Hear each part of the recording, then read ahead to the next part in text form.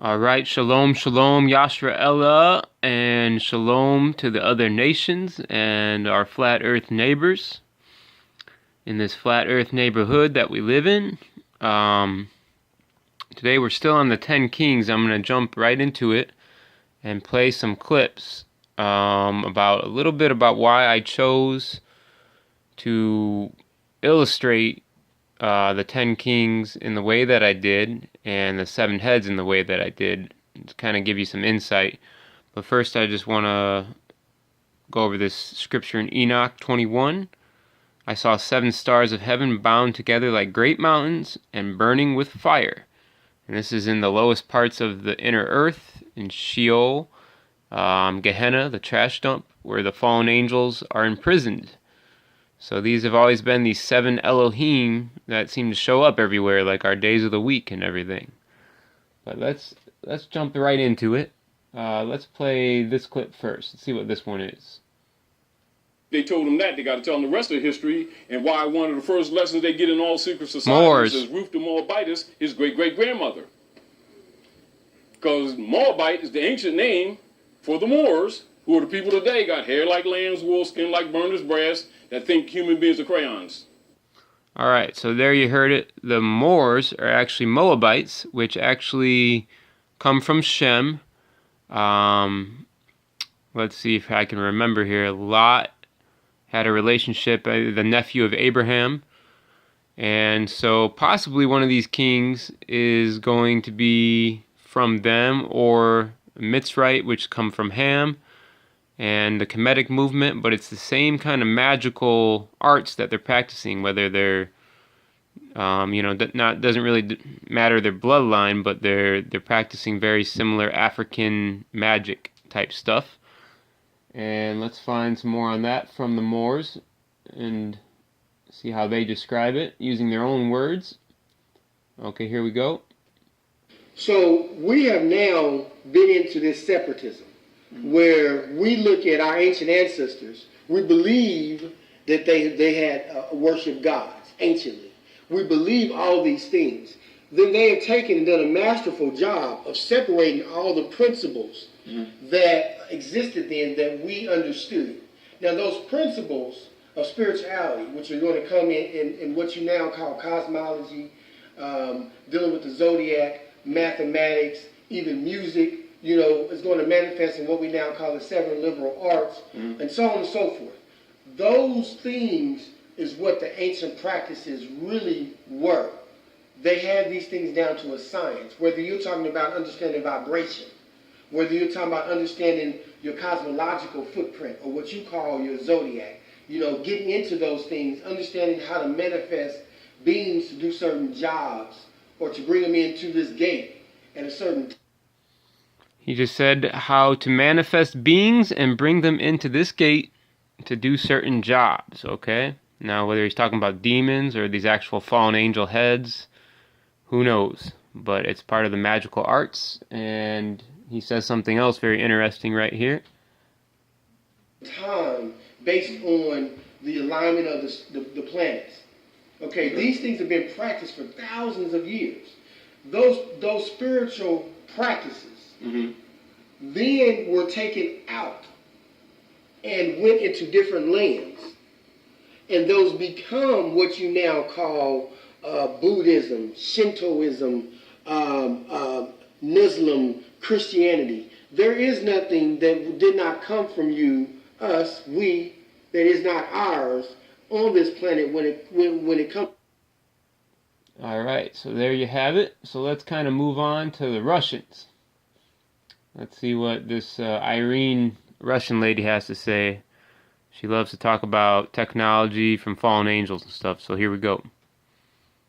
Well, you see, Irene. The point is that they had dragon on their flag. You see, I went to this Romans had a dragon on their flag. You see, and I saw Romans depicted in the 13th. Maybe that head should be a dragon. I don't know. And crucifixion, and you see, the lamentation of Christ, and etc., etc. And so Romans had dragon on their flag. Okay, and real Romans were us. 20 emperors, Roman emperors, were so-called Slavs, but we are not Slavs. In the 17th century, Romanov, Pushkin, Vatican spies, they have written our ancient historical manuscripts and changed the name of our nations. All of us, not just so-called Россияне, Russians, you see. They have written it for all of us, for Serbians, for Bulgarians, for Poles, for Hungarians, and they have dropped the letter K. So if you go to your museum, archaeological museum, and look at the territory of Poland, you will see Sklavenia. Sklavenia. And we called ourselves Sak. Skalop, Sklaven. From Russian word Sakal, falcon, falcon tribe. And this falcon tribe was a fiery bird tribe. Right. This was a fiery falcon, okay? And matriarchy was before patriarchy. First falcons were females. So so-called Isis, it was our goddess. So you see the falcon, fiery falcon. And if you look up Mercury, and you will see that Mercury is also Odin, or is also Thoth. And Thoth is the Egyptian god with the bird on its head. They had some gods that were like reptilian with alligator heads. They had cat gods, which maybe has something to do with the Islam king or something. But Mercury actually had a bird head. Thoth had a bird head. Fiery falcon, which is what this lady's talking about. And if you look in Moscow, they have Mercury City Tower, one of the tallest towers in Europe. So that's why I put Mercury with the Russians. Moving on, let's look at Zeus, the altar of Zeus and the connection to Germany. Makes a gigantic altar, and it is the altar of Pergamon, the altar of Zeus. Now, this is one of the big pagan things of ancient times, to Zeus. Now, when you get to the book of Revelation, and it speaks to the church of Pergamon, it says to the church of Pergamon, it says, Pergamon is the place where the throne of Satan is. It says where Satan dwells. And what was in Pergamon was the altar of Zeus. Now remember, we spoke about behind all the gods, they're just masks. Behind it all is Satan. Behind all this stuff is Satan. So you have this place called the throne, the altar of Zeus, the altar of Pergamon, throne of Satan. Now I'm just going to kind of move it to where we are. All right. Christianity comes to the Roman Empire. Ultimately, that altar is abandoned. Fades away, goes into the dust, gone, dormant. The throne of Satan, dormant, 2,000 years. But in the 19th century, a man uncovers this throne of Satan, and he starts sending the pieces back to his homeland. And he doesn't know what it is. It goes back in 1871, first pieces, and then they start excavating the entire altar. The throne of Satan is now appearing in the modern age. And he sends it back piece by piece to his to his homeland, where they reconstruct it. So now the altar of Satan, or the throne of Satan, is not in Pergamon, it's in Germany. Germany now has the altar, the throne of Satan. And the first pieces arrive in 1871. That's the moment Germany comes into existence. Then in 1878, they begin excavating the entire altar. When they do that, 1878 is the year that anti-Semitism begins. All right, so that altar to Zeus can be seen in Germany, and when Hitler was around, he recreated that altar to give speeches from and to actually give laws, and then eventually they did a blood sacrifice with all the, Khazar Jews or whatever, the Holocaust, which was horrible. And it's kind of clear that they were worshiping Jupiter, Thor, Zeus. They also had a weapon called the Hammer of Thor. So that's the connection there. That's why I chose. And the Nazis right now could have a big underground base in Antarctica called New Schwabenland, and they might come into play. They might arise back into the scene in the near future when things are going chaotic. So let's get into the Asian families. Let's see a little bit about them. If the various leads which control these nations are related, then we are certainly looking at one of the most powerful families in the world.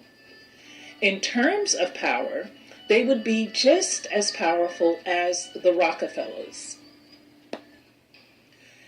They are also connected, it appears, to secret occult societies. But the secret societies which the Lees are major players in are the Chinese secret societies like the Triads, Hip Sing Tong, Black Dragons, Giheng Kongsi, to name just a few. And one of the reasons that they are not directly connected to these societies, although it is believed that they are, is because they are indeed of Chinese origin, and unless you are a member and speak Chinese, it would be very hard to prove or disprove. However, in my investigation of the triads, I discovered triads. I'm not sure if I'm pronouncing that right. I think it's pronounced triads. I discovered that the Lee family is one of the principal families which has controlled it. Okay, so there you go on that. And what else do we have?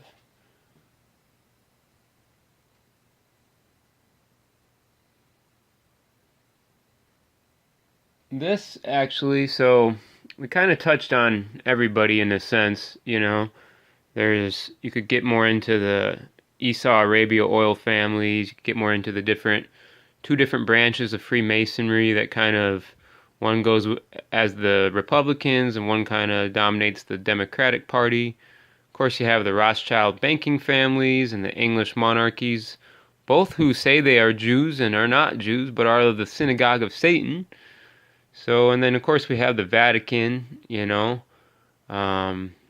They've been around with their secret societies, the Knights Templars and Jesuits, and like I said before, maybe this bird shouldn't be the phoenix, maybe it should be a dragon, I don't know. But I want to show how it's all connected to Kabbalah and the whore of Babylon, which is Jerusalem, where Kabbalah started. Let's get a little clip on that, and then we'll wrap up.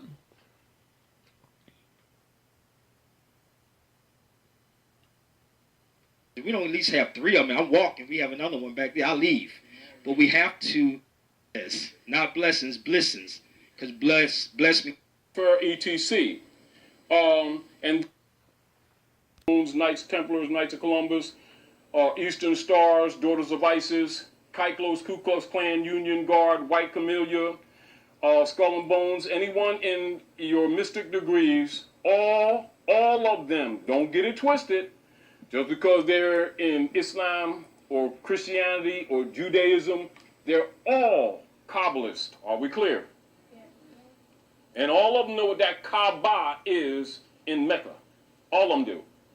And we ain't talking about the evils that people do in the name of religion. We're talking about the science that is the true cosmology, Kabbalistic yoga philosophies that comprises religion across the planet. Are we clear? That's where your imams, your rabbis, your ministers, your sheiks, your grand sheiks, your Skull and Bones members, etc., all of them are Kabbalists. Are we clear? All of them are adepts. Are we clear? Because they're dirty and very few of them are clean, they've created these things that you know as sects. S-E-C-T-S. And those... There you have it.